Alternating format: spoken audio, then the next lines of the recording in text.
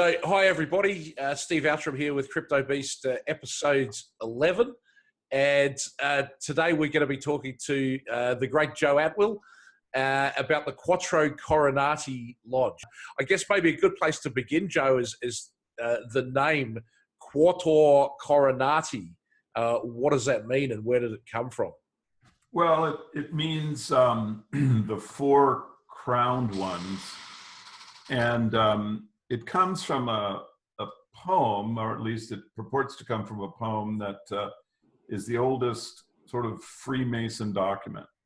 And, you know, the poem is very complicated and cryptic, but it mentions these four crowned ones. The story that the poem is referring to is basically two stories that Freemasonry uses as sort of some of its founding platforms, which have to do with individuals who refused to create a statue of a Roman Caesar, and then they were killed. And this happened twice. Once there was 4 individuals, once there were 5. So according to the poem, it talks about the art of the Quatuor Coronati, and then from that, the lodge that we'll be talking about developed the name. At least that's what it's reported. But you know, Steve, the Freemasons have very cryptic literature. I mean, it's a secret society, and you know, there's levels upon levels. I don't know if you've ever seen my analysis of Catcher in the Rye, but you can see that sure. They are very much involved in, you know, in having occulted meanings. And I actually would put forward a speculation about Quatuor Coronati having a deeper meaning. And that would be that they're envisioning the 4th king. Israel has had 3 kings of undivided Israel. David, Solomon, and I believe it's Joshua. But the idea is with Quatuor Coronati is that the lodge is envisioning the state of Israel and basically a messianic king that would then rule the world, at least as I would imagine the Freemason theology. And so I can't prove this. I mean, this is just something that strikes me as logical. And kind of keeping in the general understanding of I have a Freemasonry that it's looking forward to, you know, the 3rd temple, the restoration of Israel. And, you know, Freemason obviously has the legend of Hiram Abiff, who was the architect for Solomon as sort of their foundational individual. And so the organization at some occulted level, because this isn't something you can read about in its literature, I think is looking forward to the third temple. And I'm going to make a joke, Steve. And you know me well. You know that I can actually make jokes from time to time. They don't actually work usually, but there's something that I think is funny, which is actually related to kind of the Freemasons' vision for the future. And that is on the Sgt. Pepper album cover, they have 3 images of Shirley Temple. So you see, right, the 3rd temple. I think that this is a little pun. Shirley Temple, meaning that you know, the Freemason project to restore the Solomon Temple will surely come about, and there's 3 of them because it'll be the 3rd temple. You see, so very interesting. So the rebuilding of Solomon's temple is the 3rd temple, but this is the 4th crown of the kingdom of Israel. It's related. Exactly. When they're able to establish Israel as in a messianic format, that would be the 4th crown. And so that's what I suspect that's what it means. I can't prove it. However, I can show that the Quatuor Coronati is actually sort of the focus of 2 different projects. And they both began, well, to some extent before the existence of the lodge, and then they certainly were use individuals who are related to the lodge and the circle of people around the Quatuor Coronati to come into existence with catastrophic effects in the 20th century. And so the two projects were basically Zionism and the creation of the State of Israel, and the Nazi Party, which you know you would think would be completely opposite and couldn't possibly share the same origin. And in fact, since they really clearly do, we'll get into how clear it all is, it creates an enormous question and problem for understanding of history, you know, because it looks to me, I certainly will suggest it as the most logical plausibility here, is that the 20th century was arranged by the Freemasons into creating the Second World War. In other words, the First World War and the Second World War, part of the same project. And this was done to both punish and depopulate Gentiles, and also to establish the State of Israel. And I think anti-Semitism was also a project that stems from, to a great extent, from this organization. So this is really an odd situation where you have both Zionism and anti-Semitism and the Nazi Party kind of coming from this one small group of people who were, you know, related to the Quatuor Coronati. And so I just wanted to mention that, you know, people think about Israel and Zionism as basically being something that started with Jewish proponents, you know, of a return to Israel, and particularly Theodor Herzl, right, is often seen as the father of this. Yeah. And he is related to people like Moses Hess. He has a background that is usually, as people describe him, focused in among, you know, Jews. But this really isn't true. The real beginning of Zionism actually comes from British Freemasonry, and basically the high politically powerful British Freemasonry in the midpoint of the 19th century. It starts out with Lord Palmerston. And Palmerston, who was, his father was a Salisbury, we'll get into that family, but he made the first statement and in first public statement, and he announced that in 1842, he says, now is the time for the Jews to return to Israel. He says, now is the time in history that we need to restore the State of Israel. And this was absolutely news to the Jews. And there, if you look at some of the responses that the, you know, kind of the secular and sort of Jew in the street, to use an expression, they just couldn't understand what he was talking about. Why would some Anglican lord who is, you know, purportedly a Gentile, why would he say that now is time to go back and create the state? And okay, can I just interrupt you there just for a second, Joe, to share something that I only learned in the last couple of months that was really quite revelatory to me, and that is that the word Jew, there's no traces of it before the 1700s. The word Jew came into the lexicon of the English language around about the same time that the Grand Lodge of England of Freemasonry was started, 1717.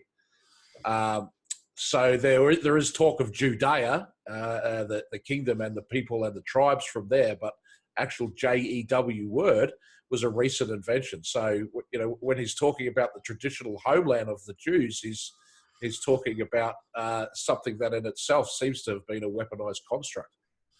Yeah, absolutely. And this, he actually begins a kind of collection of what can be called as the proto-Zionists. And one of them is John Henry Churchill, who Winston Churchill is a descendant of. And Winston Churchill, the Duke of Marlborough, who grew up in Blenheim Palace, yes, which is actually the only building in the United Kingdom allowed to be a palace that isn't part of the royal family. That's exactly right. And so these proto-Zionists basically just put the concept into motion and into the media. And so what really is going on here is incrementalism. And so this is how these great historical structures are developed. They don't come into existence overnight. The first step was just to begin this process of creating the idea in the minds of the population, and particularly in the minds of European Jews, that Israel was going to come into existence. And so, following Palmerston's declaration, you started to have British expeditions. Again, these are not Jewish programs. These are expeditions which are completely Freemasonic. That's where the money's coming from. The Freemasons are funding these expeditions to the Holy Land. There was one after another. The most famous lasted for nearly a decade, and it was led by a guy named Charles Warren. Charles Warren. But Warren had many people who were supporting him, and actually the Duke of Kent participated in one of the digs, and it just shows just how high level, how the British Zionism was something that the British nobility and the highest level Freemasons imaginable were engaged with, and they were there. It's just to interrupt again on that point. I believe the head of Freemasonry today is Prince Michael of Kent. Exactly right. Yeah. So you can see that this was right at the very top, and so they went there because, and this just shows how kind of mysterious the whole project is, because they didn't actually have any real evidence of the existence of ancient Israel. I mean, they simply didn't have any. And so they went there with the idea of confirming that there was an Israel. Since they were promoting the idea of a return, they had to show that there had been an Israel in this area prior. Otherwise, the whole project would be sort of preposterous. So Warren led these expeditions, and now you started to have the kind of Zionism started to become more fleshed out. And Warren actually talked about rehabilitation of this region. Rehabilitation. They started, even though I'm not sure what archaeologic evidence they had for ancient Israel, but they went forward as if they did. And Warren said that eventually there would be 15 million Jews living in this area, which was an astonishing concept, because that was I'm sure it was more than all the Jews in the world. It was more than all the Jews in the world at that time, right? So this was it was just shocking, and but nevertheless, so this was occurring. Now, Warren, when he returns to Britain, he became the chief of London police and is the person who oversaw the Jack the Ripper. Right, really?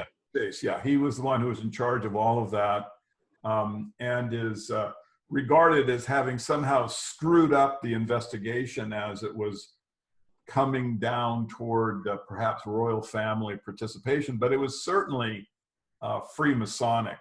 And so the idea that Warren, who was on these archaeologic digs with the royal family member and was also one of the chief Freemasons, that he would be objective in such a investigation seems far-fetched, and evidently he wasn't. But this just shows that he was a political player. Well, just on that point, I mean, police forces all around the world are basically completely infested with Freemasons. I mean, this is one of the main operating areas of the network, right?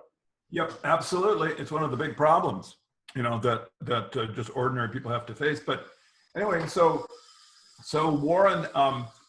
Now he develops a lodge. He is the one of the 8 signatories on the creation, and he is the first master. So he is really can be seen as the originator of this lodge called the Quatuor Coronati, and this is why I conjecture that it actually is a cryptic, occulted Freemason reference to the 4th king, because Warren has just spent a decade, with the idea of creating the new state of Israel, or reestablishing, in his opinion, state of Israel. So that's why. So he returns from these expeditions and starts a new lodge of Freemasonry. Right. And it's referred to as a research lodge. And it's actually titled the Premier Research Lodge of Freemasonry.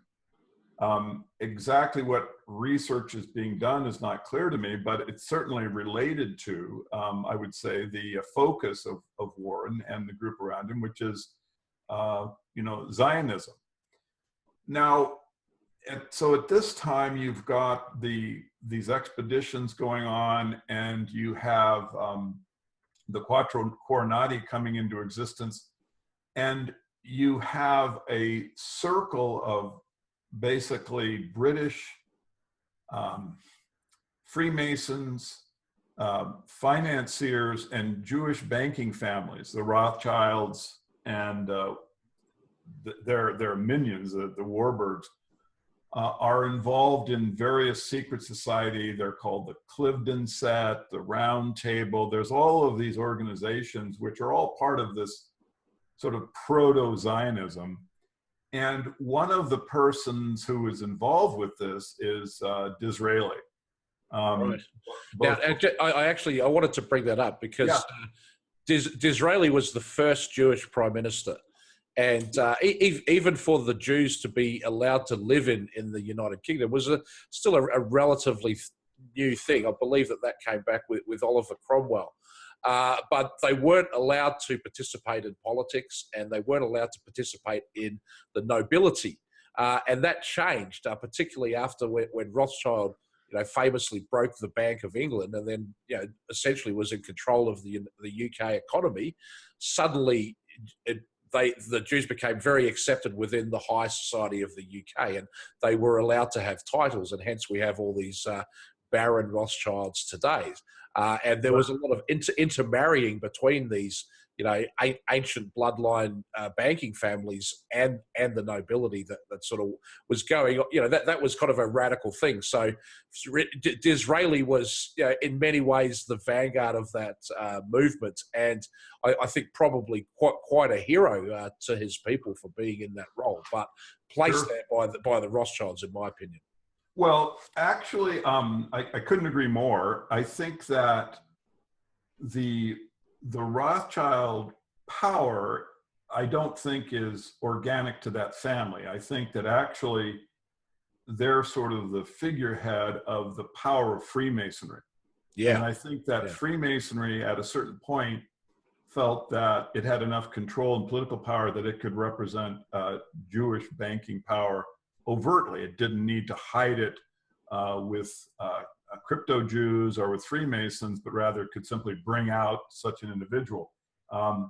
Disraeli was basically run politically by a guy named Salisbury, Lord Salisbury, who was the prime minister both before and after Disraeli, and he was a Cecil. And the Cecils are part of the proto-Zionists. They're an ancient, well, at least hundreds of years old British political family. They go back into the 17th century. They were allied with the Churchills. All right, so this cluster of the proto-Zionists are these ancient British patrician family that are all related to Freemasonry. This is the one unifying link. And I think this is really kind of the mystery that has to be unraveled is, what is the Freemason relationship to, for example, the Jewish banking families? I mean, why is Disraeli and Rothschild welcome and the Warburgs welcome into this clique? And what has held the clique together from, at least from the 17th century up till the 19th century? For 200 years, these families have had political power and are, I was reading that at the time of the First World War, Second World War, there were perhaps only 20 people engaged in foreign policy. I mean, the British Empire spanned the entire world, but there was just a tiny clique these patriarchs from the different families. Who were all members of secret societies. And, every one of them was in a secret yeah. society. Everyone was in a secret society. And so democracy, basically, in my opinion, was fooled and defeated by these cliques. And so just to run, the chronology, because I think it's valuable for people to see this, is that can you just before you get into that, Joe, I just want to interject one thing, because I think it's quite important to make this distinction. When we are talking about the origins of Zionism, that in my research into the formation of the Rothschild banking dynasty, which that's not their name. The guy's name was Bauer, and he had a big meeting with a whole bunch of bankers and changed the name to Rothschild, and then became the front for this group. And in the meeting originally, I mean, they were in the Judenstrasse in Frankfurt, which was the street where the Jews were allowed to be. And he was, jeweler, moneylender sort of thing. And, he met with many other old and powerful banking families and dynasties, including Oppenheimer and Schiff and Warburg, who can trace their lineage back to, the Del Banco family and, the Venetian and Florentine Empire days. And, I think that when we look into where the Rothschilds came from, I really agree with you that this isn't just organically created wealth. This is the wealth of the secret society, being seen with certain families and individuals chosen to sort of take the public heat for the powers behind the scenes. And when you trace back before all of this happened, like where was the money for the previous 1,000 years to the 1700s? It was around Italy and these Templar families. It was around Venice in particular. But, Italy wasn't one country. All of Europe was a connection of city-states. And there were secret society interconnections between all of these city-states going on within, secret society groups of the church. But also, we talked before about Hassani Sabah, and his entire power structure was based on secret societies infiltrating the royal court. So this ancient mystery school of Merlins or wizards or mages who sort of float behind the nobility, but are the true power of the nobility and the connection into the banking. This is a very, very old story that it goes back before Freemasonry. So Freemasonry is perhaps the name we have now for a much older secret society. Yeah, I couldn't agree more with all of that. And as I see it, the most logical framework that I can present that kind of has the strongest explanatory power for all of the different aspects of particularly the last 200 years, is that after the First Century War, where the Romans basically crushed the Messianic movement and the nation of Israel and established it as a colony of Rome. And Jews were driven out of the Roman Empire. The diaspora occurred. I think that some of them developed basically a secret society. And that this then is what you see when you have the Knights Templar come into existence. This is the real struggle then between the Knights Templar and the Vatican, which culminates with the death of de Molay. The Templars then also have to go underground, and now you suddenly have the popping up of the royal right of Freemasonry. But I think that in every case you have basically an organization that at its power structure goes back into the first century. Now, I think that at least, and probably even before that, as you say, but I think that like with Freemasonry, its design is important to understand in that it has always taken in acolytes. So you have, and then you have basically levels. The levels are what keep people who are at lower levels from understanding the organization's real purpose, and the lower levels are what deflect the public from seeing in a completely malevolent organization, because they look in and they go, well, I know so many people who are Masons, you see.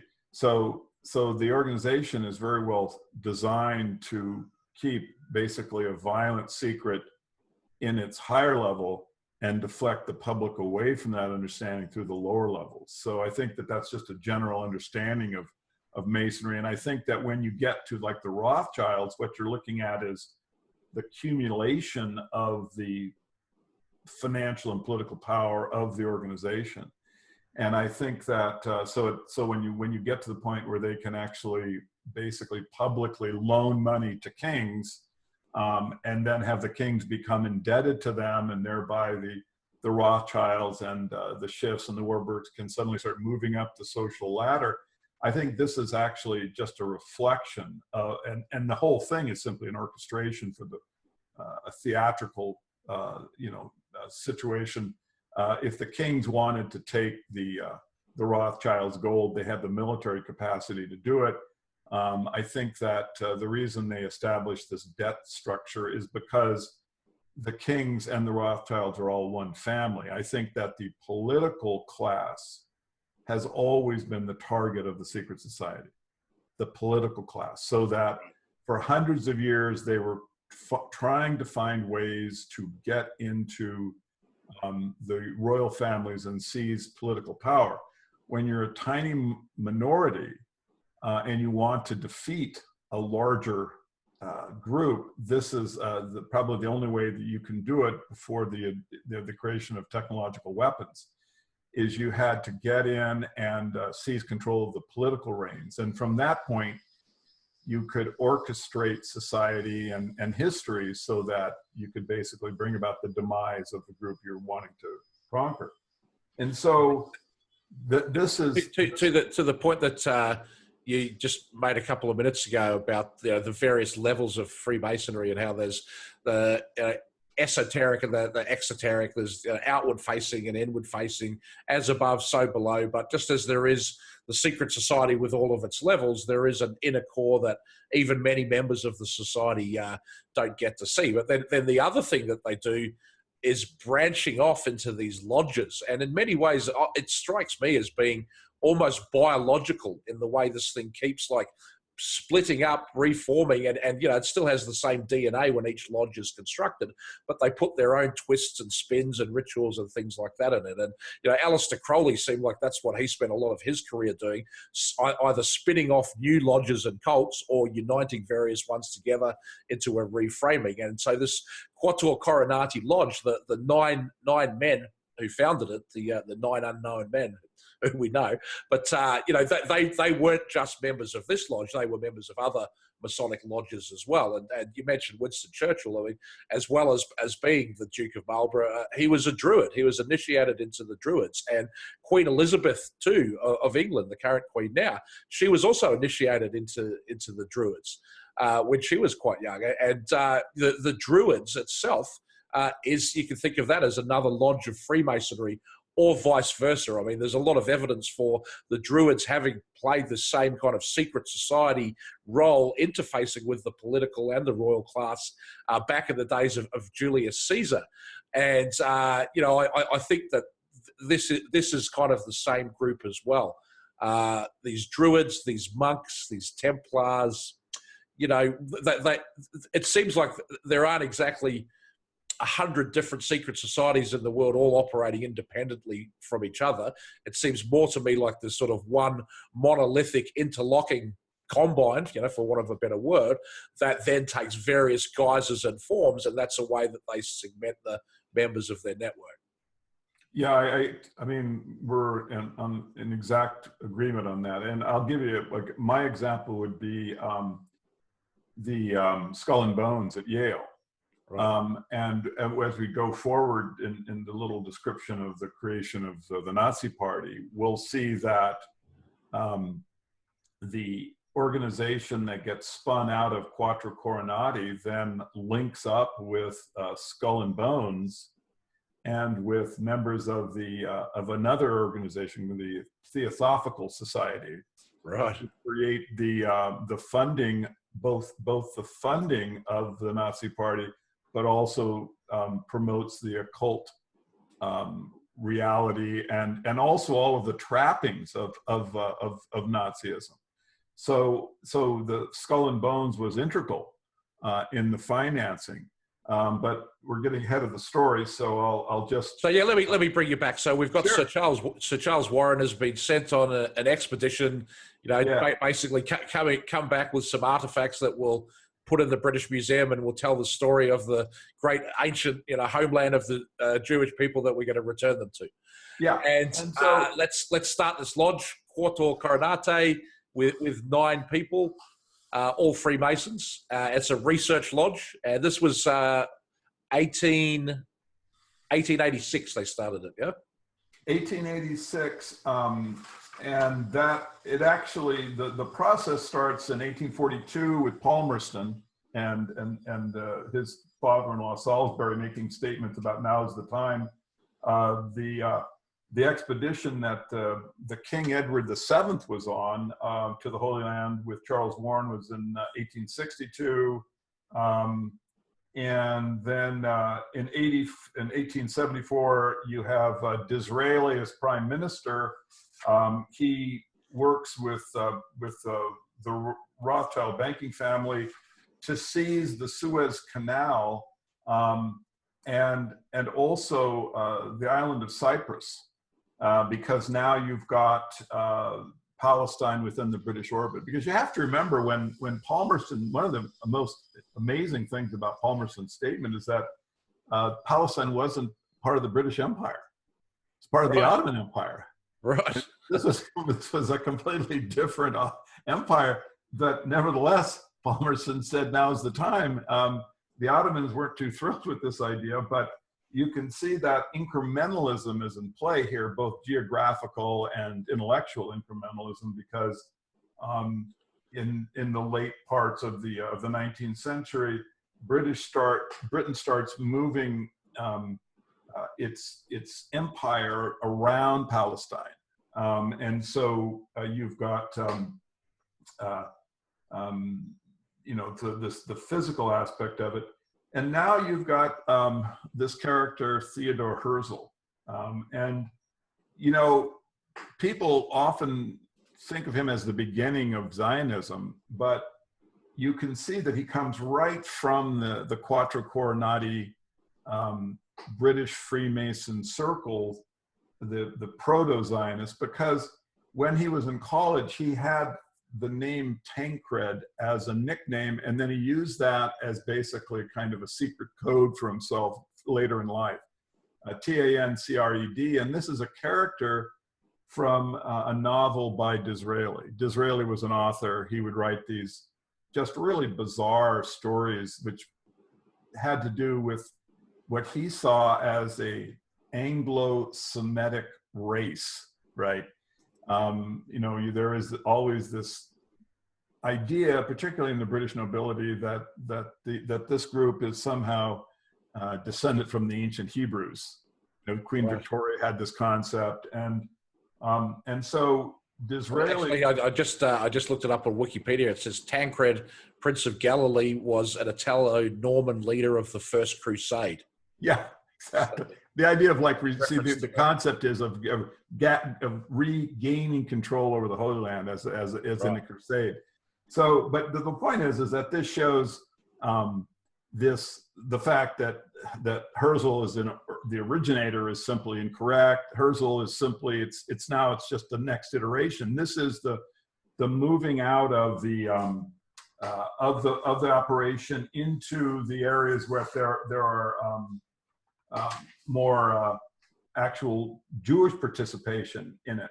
However, Tancred, when he gets going, I think probably the most important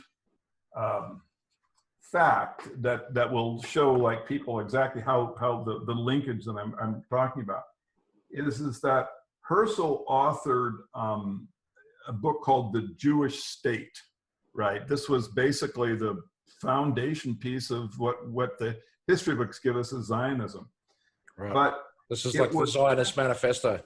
Zionist Manifesto, but then it was actually pointed out by a Jewish scholar named Chulmenki that Herzl actually simply was basically paraphrasing and translating a book by Disraeli.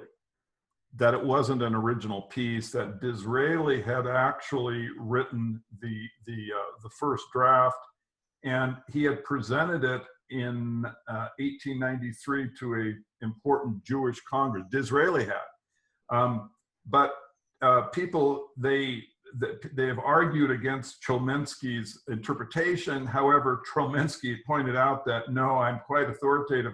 I'm the one who translated Disraeli's text. Right. So I don't want anyone. So this then becomes the basis for Herzl, and you can see him now more as a, as a cutout, as an artificial, he's a person that the British Masonic proto-Zionists have created. Herzl is very much involved in the creation of anti-Semitism.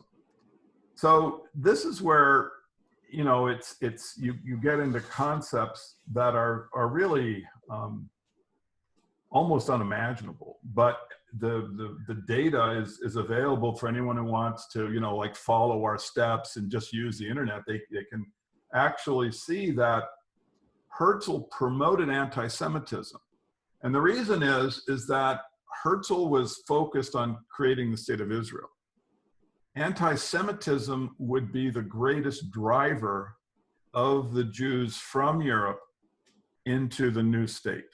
That all of these individuals, and it wasn't just Herzl, but all of the British proto-Zionists would say how useful anti-Semitism is going to be. And they said, this is really what's going to help push it, the Jews into Israel. Now, just to show the problem that they had, like in 1850, in Germany, there are statistics showing that up to 60% of Jewish Germans, or German Jews, were marrying outside of their ethnicity and faith, 60%. So you can see that this isn't a group that you're going to, with some folkloric tales, get to leave Germany and move down into, a region in the Ottoman Empire that's just this, basically a fairy tale place. It's like trying to get people to move to, King Arthur's Camelot. Do you have any sense of what the numbers would be like today? Like, has the consequence of this anti-Semitism policy led to more cohesion, within the Jews? I would say certainly it has, but I mean, this would be one of the really important research areas. There's nothing available because, again, since as you can see these things, you can see that anti-Semitism, and as we go forward, you'll see that the version that Herzl is propelling, right, is going to link up in a few decades with another one that's coming from the same group through basically the Tool Society, Helen Blavatsky, and other people coming out of the Quatuor Coronati right. to be part of the Nazi Party. Right. So this is why it's so unimaginable, is that, when you look at the catastrophe of the Second World War and you see the role that anti-Semitism played, but you can also see that basically the concepts that Herzl is talking about are being brought into existence, and that they, in a way, have succeeded, because certainly the narrative that produces the Holocaust and uses anti-Semitism, it does regender in the European Jews a sense of ethnicity. It makes it more focused, and obviously it created a lot of bodies to move down there to get in 1945 through 1950 the first batch of Jews to basic, well, not the first batch, but when you had this demographic bulge following World War II, to really have enough people in the area that were Jewish, that related to the Jewish ethnicity, that the region could be defended, for one thing. I mean, as a Jewish state. This was, it's just an overview of how Quatuor Coronati intersects with Zionism. You know, we can't spend like too much time because we've got other areas to cover, but I wanted to now just branch into the other part of this catastrophe, what we know as World War II, which is the Nazi Party. Okay, so the Nazi Party comes from, to a great degree, the same group. Which is, again, it's something that's very hard to imagine, but the Nazi Party, I just wanted to, I have all these notes, and normally I don't even bother with this, but because there's just so, it's just this bewildering array of people and places. I wanted to have some notes, you know, so I could refer to them. But the Nazi Party really begins with the Quatuor Coronati, with this individual is referred to as the 77th member of the Quatuor Coronati. And so, since we know how numbers are significant, and 7 is, you know, this is the 7 member of the Quatuor Coronati. His name is John Yarker, and he is a person who creates what's called a diploma, a Masonic diploma, which basically is an assurance to all of the other Masons that this individual can be vetted and is plugged in for a woman. Very rare. In fact, I can't find any other examples of this. And the woman's name is Helen Blavatsky. Yarker had developed kind of new occult, organizations that were related to Freemasonry. With the Nazi Party, you have a fusion of basically of anti-Semitism, but you also basically have the concepts that the Theosophical Society developed with Helen Blavatsky, fused with this weird occultism, which also is also referred to quite often as British occultism, because that's where it's really starting from. It comes from the same group that is developing the Quatuor Coronati are recreating astrology, right? This is something that was almost out of Europe, but this group brings back to life. And the cult of Isis, right? And then a thing called Memphis and Mizram, which comes from this guy, John Yarker, who's in the Quatuor Coronati. These concepts are picked up by a woman named Helen Blavatsky, and she creates, as a Freemason, she creates with another Freemason, Charles Southern, who is famous for having the most rapid rise through Freemasonry that has almost ever been seen. It's a very powerful British literary family, and he, with Blavatsky, created this, what we refer to as a Theosophical Society, which is really simply a branch of Freemasonry. We talked about Skull and Bones. Well, the Theosophical Society is just it's a branch of Freemasonry. All of the individuals who are running it are Masons, and it has this peculiar fascination with the occult. Now, the occult is necessary, in my opinion, because Nazism will basically be presented as a religion when it becomes like a pan-German kind of phenomenon. But now you can see when you trace the elements of the Nazi Party, you go backwards. The immediate progenitor of the Nazi Party was the Tool Society. The Tool Society was created by this guy Sabbatendorf, who had been a Freemason and also a follower of Blavatsky. He doesn't really have any original ideas. The Tool Society is simply a cutout. It's just something to stand between Blavatsky's organization and the Nazi Party. The Tool Society creates the legal corporate entity of the National Socialist Workers' Party, which is the Nazi Party.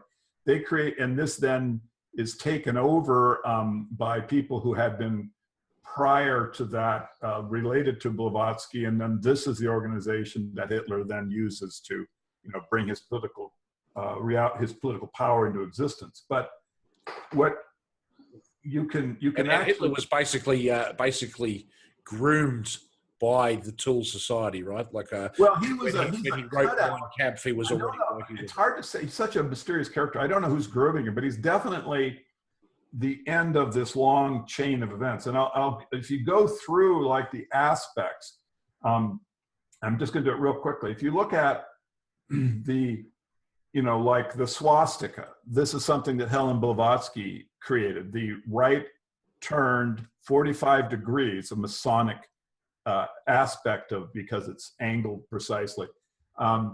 It had been used by other Masonic individuals prior to Blavatsky, like Rudyard Kipling, for example, used it in his books. But Blavatsky takes it on as her trademark. She then brings about the concept and the implementation of something called National Socialism. So National Socialism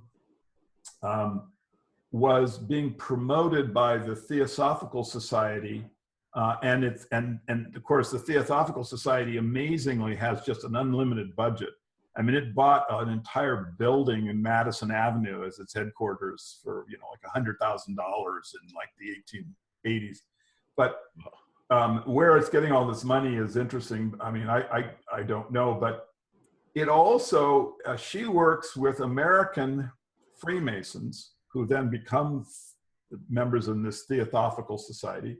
And these are the Bellamys. These are cousins. They developed, for example, the straight arm salute.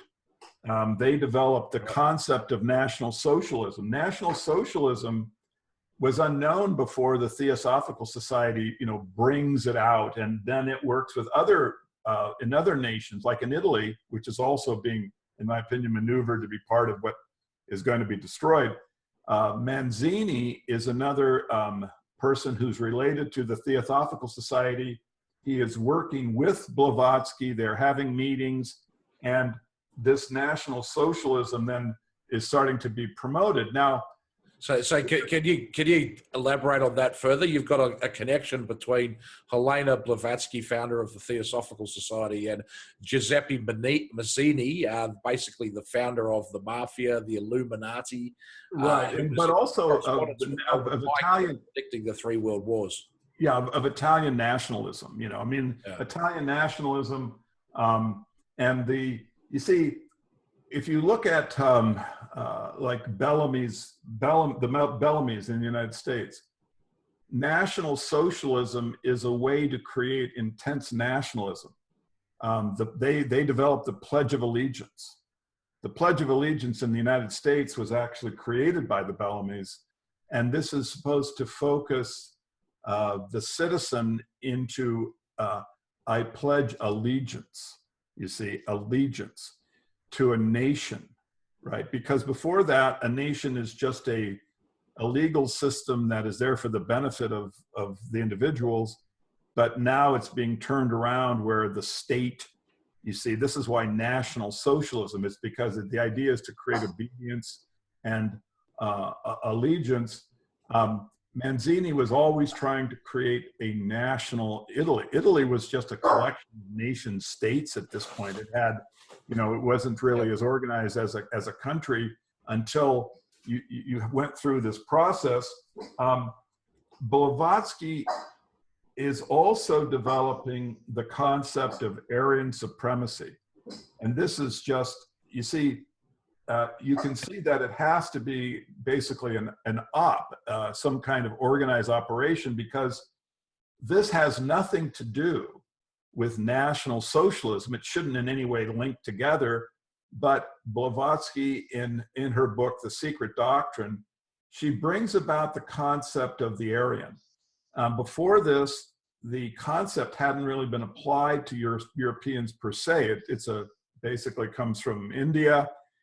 It can be related to the Indus Valley, but she puts it into the occult, basically, idea of races as kind of metaphysical forces. And she's saying that the Aryans are not just a way to look at Europeans, and particularly she's saying, the pan-Germanic people, but as being superior, because she talks about that you cannot educate the inferior races to be the equal of the Aryan.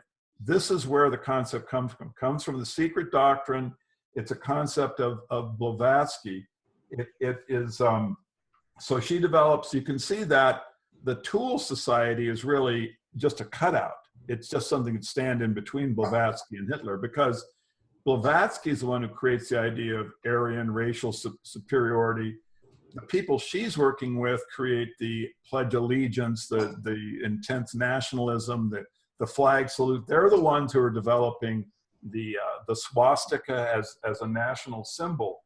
And they also, you see, the point of the secret doctrine, which is one of the dullest books imaginable. I mean, it's just beyond belief. It's worse than the works of Josephus. I mean, who can read through it?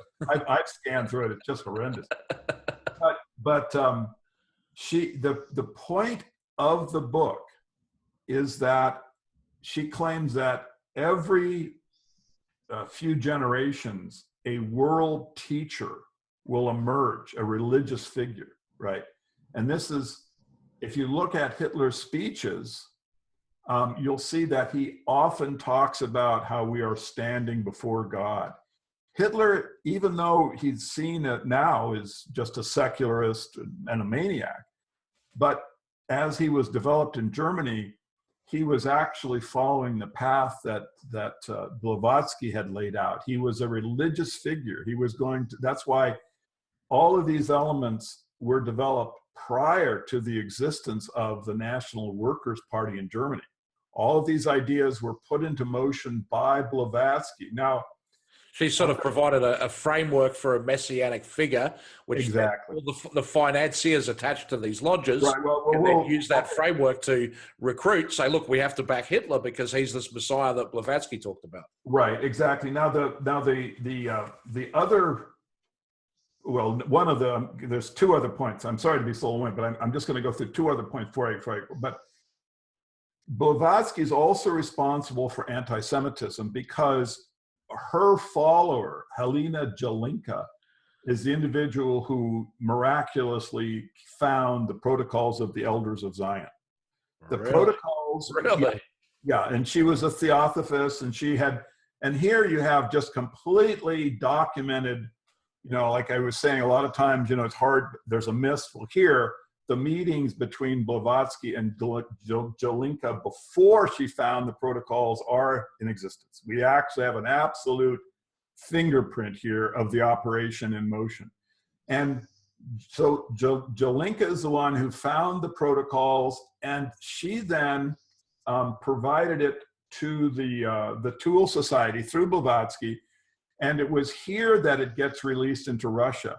Following World War I in the 1920s, the Tool Society arranged to have the protocols distributed in Russia. And this was now, you're starting to get the European anti-Semitic reaction. And of course, this was terrifying to Jews, right? Because they knew that they were saying this is not true, but they could see where this is all heading, right? So, but the fact is, you now have you have both the formation of the Nazi Party, it's occultism, nationalism, you have the anti-Semitic aspect of it. None of this has much to do with the original proposal of the Theosophical Society, which is supposed to mean God knowledge, right? Why is this society promoting all these elements? Well, the final link in all of this is Montague Norman. Now, Montague Norman was the head of the Bank of England for longer than any other individual. For 25 years, he ran the show. He is the one who met with the German financial minister Schott. I know I'm slaughtering his last name, but he met with him time and time again to arrange money. Now, you couldn't always get money to, particularly after Hitler started to come into power. How are they going to do it? Well, Montague Norman had a family investment banking company, and it was called Brown Brothers. Right. Montague Norman then merged his company Brown Brothers with Averill Harriman's investment banking company in the United States to form Brown Brothers Harriman. Now, if you go to Wikipedia and you look at the original members of Brown Brothers Harriman, they're actually listed. There's like 20 of them. Over half of them are known to have been Skull and Bones, and the rest are Masons. So you have here, you can see remember we talked about the linked secret societies. You can see that when Montague Norman wants to get money to promote Hitler's rise, he uses his family's investment bank, but he creates a cutout using the Harriman group and the Skull and Bones group, which of course is Prescott Bush, among others, right?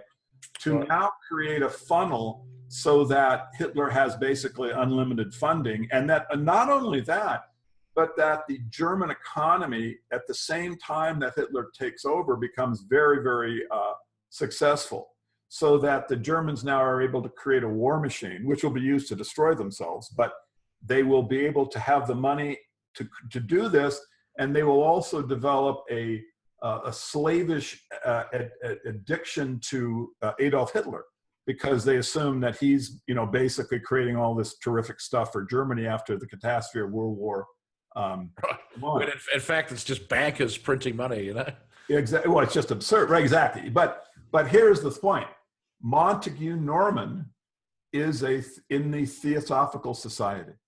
Really? So now, yes, absolutely. And is he a Freemason as well? He was both a Mason and you see this branding element of the Theosophical Society is just impossible, in my opinion, to be anything other than an indication of an operation, of an organization, because you're talking about a group that may have 200 members, 500 members, no, but it's a tiny group.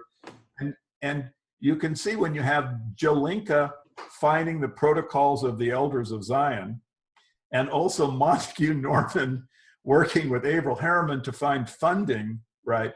That these people are so disparate in their, in their backgrounds and in their worldviews. Why in the world would they both be involved in something like the elements that lead up to the Nazi Party? Now, I'll just show you the connections, the connectivity between all of this. The protocols were used to create anti-Semitism, but you have to remember that no one is more pro, Jewish interests than the British royal family, right? Because they see themselves as perhaps descendants from the Hebrews. These guys are working to create Israel. They have a use for the protocols, but they also want to bring it to an end at a certain point. So someone has to find a document that basically can be used to, following World War II or once its usefulness is over. Someone has to come up with a way to get rid of it. And they found a document that could be shown to be basically a foundation piece for the protocols. And guess who this intrepid literary detective was? Who?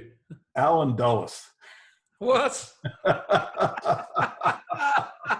The founder of the CIA happened to find the one smoking gun document that proves the protocols were a forgery. Yeah, he just happened to be in the library and found it. Anyway, Steve, look, it looks to me like World War II and World War I and all of these wars are fake. They are, they're being orchestrated by these. Yeah, well, the war really happened, but not for the reasons that we were told. Right, exactly. I mean, the rationale and the political, the public didn't see how they were being maneuvered. And then I want to just say that, so now with Hitler, you have this maniac in power. And what is his role? Well, his role is simply to hold the German people in place without surrender. So you can have the fire bombings, the Red Horde sweep through, and he can actually say, it's a Gotterdam, whereby if we can't win, we have to be exterminated as a people, even though when he makes the statement, he knows perfectly well that they're going to lose. So basically and that's on the German side. On the other side, you have Winston Churchill, right? Now, Churchill, he also believes in total war. he says, I believe in total war. I want to destroy the German people. And you see, this is a really unique political configuration where you have two opposing groups led by individuals who have abandoned all moral perspective and are completely, basically accepting extermination of a people. And so I think— And they're all secret society members and participating in occult rituals. You got it. And so now the public, we're given the history of, Winston Churchill and, we'll fight them on the beaches, We don't see the secret society. We don't see these connections. But fortunately, I think there are enough of them in existence. I mean, when you look at, the funding through Montague Norman as a theosophist, when you look at the protocols, how they're leading into the anti-Semitism, again, the theosophist, when you look at Helen Blavatsky, and all of this coming through Quatuor Coronati, because the Masonic diploma that she receives is from the Quatuor Coronati, which is the group that basically also was the receptacle of all of the proto-Zionist creation, of the idea of a nation of Israel. So you see, the operation is vast. It is to create Israel. It is to basically destroy the German people and to crush European population. And if this is all being done, organized through these secret societies, and this is why the societies are secret, because the reason why they are secret is because they can't, this stuff cannot come to the public. I mean, and so what it suggests to me is that the political class is fake, and by that I mean, has an agenda that they don't disclose. And so what we see as democracy, is not real. It's just a system of control, so that we don't recognize that the secret societies have control over us, over our political system, and are using different means to basically maneuver, some groups into extinction and others into ascendancy. Yeah. Well, I mean, and maybe that's a good segue, if you sort of finished, Joe, for the final part of this. Maybe we'll have a quick chat about the DC connection. Yeah. Absolutely. So, believe it or not, there is a Pizzagate connection to the Quatuor Coronati Lodge. And it comes in the form of Tamara Lozzato. And Tamara Lozzato is the head of government relations at the Pew Charitable Trusts. And she's notable for the email sent to John Podesta. And I thought I'd share a couple more notes. We plan to heat the pool, so a swim is a possibility. Bonnie will be Uber service to transport Ruby, Emerson, and Maeve Lozzato, 11, 9, and almost 7. So you'll have some further entertainment, and they will be in that pool for sure. So this is sort of known as Podesta's hot tub party. These kids are the step grandkids of Tamara Lozzato. They're not her biological children. She also runs a website called Evie's Crib, which says, for a limited time only, you can spend some time with her online, the baby Evie. So spend some time with her online, raw and uncut. Take advantage of this now, as in the future she will have power of life and death over you. And here's this woman who was chief of staff to Hillary Clinton and to Jay Rockefeller, and her husband was chief of staff to John Kerry, a Skull and Bones member. Now, the Maeve of the step grandchildren, her name is Maeve Chaim Lozzato, and she's named after Rabbi Moshe Chaim Lozzato. And the Lozzato family are basically Messianic Jews who were the funders of Herzl, and I believe members of the Quatuor Coronati Lodge, and probably the money behind it. So I guess that would be these proto-Zionists that you're talking about. Of the kids in particular, the one Mavi Chaim Luzzatto, named after Moshe Chaim, James Elephantis is her godfather. Oh, so Moshe Chaim Luzzatto was a child prodigy who learned about the esoteric secrets of Kabbalah at a young age, and as early as his 20s was the self-proclaimed leader of a messianic group who conquered the spirits of the dead called Majids. He soon gained a following among local Jewish youth, but was soon accused by other Jews of performing black magic and black magic rituals involving elements of Luciferianism. And then there's a book about him, The Pursuit of Heresy, Rabbi Moses and the Sabbatean Controversies. So these are followers of Sabbati Zvi, the Jewish Messiah, and the Rothschilds are also followers of this group known as the Sabbateans. And another strange connection between the different groups of the Jewish tribes and the Nazis is the name Nazi itself. And you know, people are like, oh, well, it's short for National Socialist Workers' Party, but it isn't, and it isn't an abbreviation of that, and it's not really in the German for pronouncing that. It doesn't really make a lot of sense. But there is the Ashkenazi Jews, and all of these people that seem to be tied to Zionism also seem to be the Ashkenazi. And, you know, do you think that's a coincidence, Joe, or do you think that they're having, you know, one of these encrypted kind of code words that they're using with us? Yeah, I don't, at this point, I am done with coincidences. There's just too many, you know, links. And yeah, I think that certainly is a word play, a pun, you know, that it's sort of like Shirley Temple, you know, this is all, there's always been a sense of humor, and it's of a mockery. That the Europeans are just too stupid to recognize the humor, and the Masons are able to basically create comic subtext. And going back to the WikiLeaks, another connection into the Quatuor Coronati is that another one, and I don't know the person who sent it, I don't think it's the same individual, but they asked Podesta for a Thelema favor. Yeah. And that favor, instead was seeing Barack Obama. Now, Thelema was the name given by Aleister Crowley to his religion, which, you know, basically has the cake of light, which is then spirit cooking.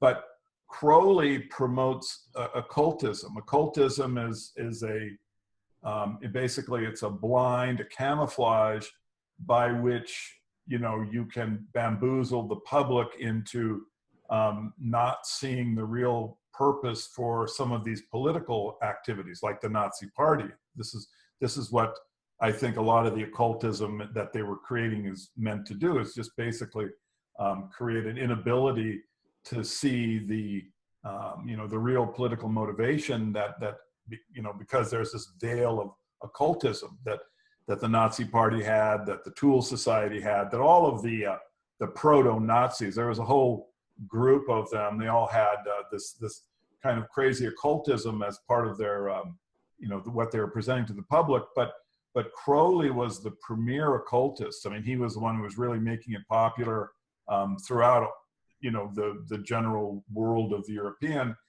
And he was put into motion by the Quatuor Coronati. He got his diploma from John Yarker, the same person who gave the diploma to Helen Blavatsky. Wow. So now you just have, in my opinion, you just got too many dots too close together. Well, let's just add a couple more dots even further in there, because you mentioned earlier Jack the Ripper, and you said that the case was investigated by Charles Warren, the founder of the Quatuor Coronati. He was the head of the Metropolitan Police, or he was in charge of investigating that case. There's been quite a few rumors that Aleister Crowley was either Jack the Ripper or was basically helping a royal family member be Jack the Ripper. And so now, adding some of these dots into the mix, you just wonder if this is what was going on, that they were doing spirit cooking in the late 19th century. They were bringing all of these nobles in, and they were using, this is the Druid side of the Freemasons, Winston Churchill, and going out to, you know, a forest where they wear the robes and there's maybe some kind of sacrificial stone there, and maybe they make a human sacrifice in the robes and they involve all of these, you know, well-to-do members of society in it, and that's like their blood oath on the plan. And Jack the Ripper was taking these women, bringing them away for the rituals, returning them to the streets where the police would find the body, and, you know, no one would ever know who was doing it. Yeah, I'm afraid that that is my suspicion. Exactly. And so Crowley, we know was military intelligence. Yeah. And Blavatsky, I believe there's some ties to that with the other guy. Is it Henry Wolcott that she founded Theosophy with? With Wolcott, yeah. And so military intelligence is another dot that you can start plugging in. I didn't in this presentation, you know, get into it, but the overlap between, you know, skull and bones, I mean, just as we're sitting here, you know, I remember, George Bush Sr. becomes the head of the CIA. He's Skull and Bones. William Casey, Knight of Malta, Skull and Bones. Donovan. You've got the CIA basically is just a cesspool of secret society plugins and cutouts, and and this is who the public is looking to protect them. You see how upside down the world is, and so when you looked at that WikiLeaks that uses the expression thelema, I mean, Steve, you don't know what that word means if you're a normal person. Right, yeah. It's not in the vocabulary of 1 in a million people. It's just something that and to use it in that way where the woman is asking Podesta for a thelema favor, which is to see Barack Obama, and she believes that he will understand the word. She knows and grant the favor. Right, and grant the favor because simply for mentioning the word. So exactly. that implies that there is other thelema activity that they've participated in. You got it. Because they've done that together, such extremely highly valuable favors. People pay more than $1 million for a meeting with the president. So of course, yeah, this is serious stuff. And you're right, Joe. You raise a very good point. That to us, we see that word in there, and it's just absolute proof that these people are up to their eyeballs in really bad, sick, occult stuff. Absolutely.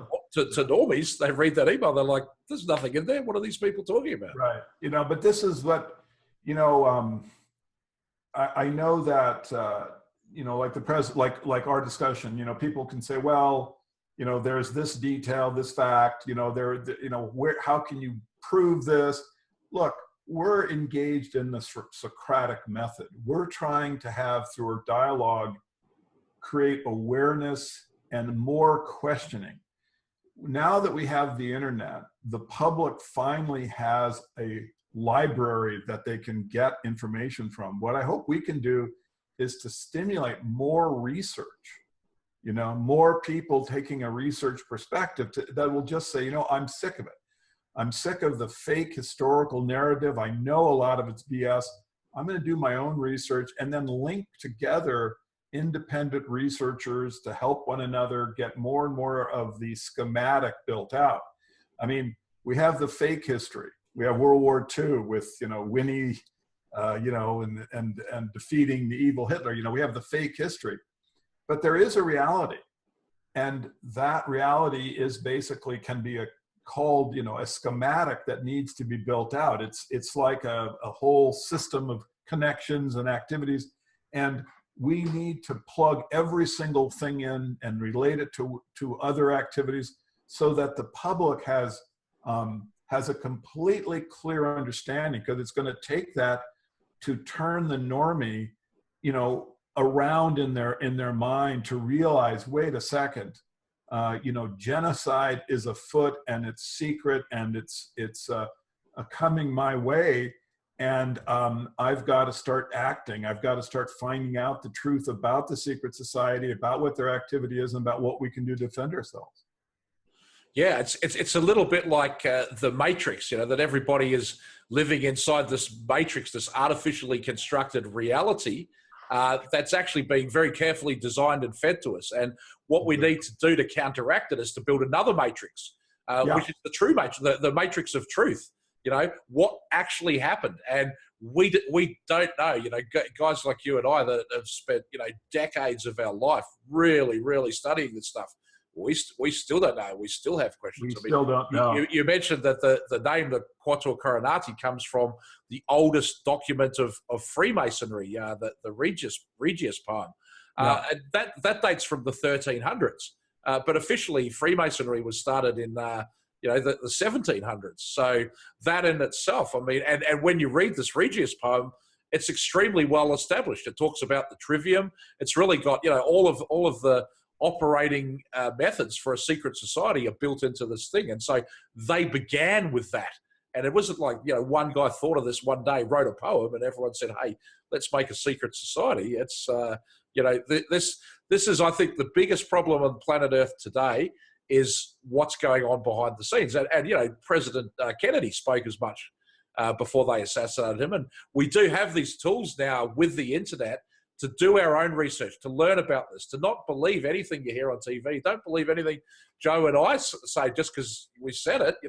Find it out for yourselves. And hey, we could be wrong, but certainly this is an amazing topic for research. This Quatuor Coronati Research Lodge of Freemasonry, and it's been incredible today, Joe, to hear how it financed both Theosophy, Blavatsky, and the Nazi Party. And also the whole concept of anti-Semitism as well was being pushed by the same group. Like really a remarkable, either a mind trick or a magic spell. Yeah, I mean, it's as if the humans are just chess pieces, and they were, creating a combination, looking into the future, and it didn't matter how many lives had to perish. They wanted a certain configuration, and I think part of the plan, of course, was extermination. I think that, as I see it, it's very possible that the extermination of the German people was, part of the punishment for the first century. I think there was revenge that was part of what was going on. But you see, I can only conjecture that, Steve, because, the Freemasons, Skull and Bones, the CIA, Bohemian Grove, they have a veil.